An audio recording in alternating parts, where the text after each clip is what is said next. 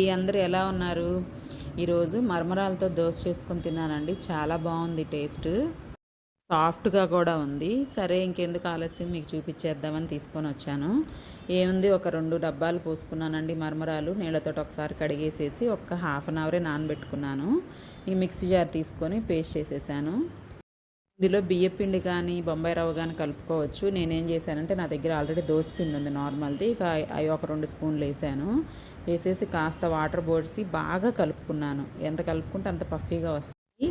2 తినేవాళ్ళు కన్ఫామ్గా 6 తింటారండి. అంత సాఫ్ట్గా అంత స్పాంజీగా ఉన్నాయి. చాలా బాగున్నాయి. నేనైతే 3 తిన్నాను. చాలా ఈజీ, చాలా సింపుల్ కదండి. మరమరాలు కాస్ట్ కూడా ఎక్కువ ఉండవు. ఇలాగ ఒక్కసారన్నా వేసుకోండి, చాలా బాగుంటుంది. అల్లం చట్నీతో కానీ పప్పు పచ్చడితో కానీ వేసుకొని సూపర్గా లాగిచ్చేసేయండి. అప్పుడు దోశ తినాలనుకుంటే ఇలా ట్రై చేసుకోవచ్చు. మినపప్పు నాని అవి రుబ్బి అలా కాకుండా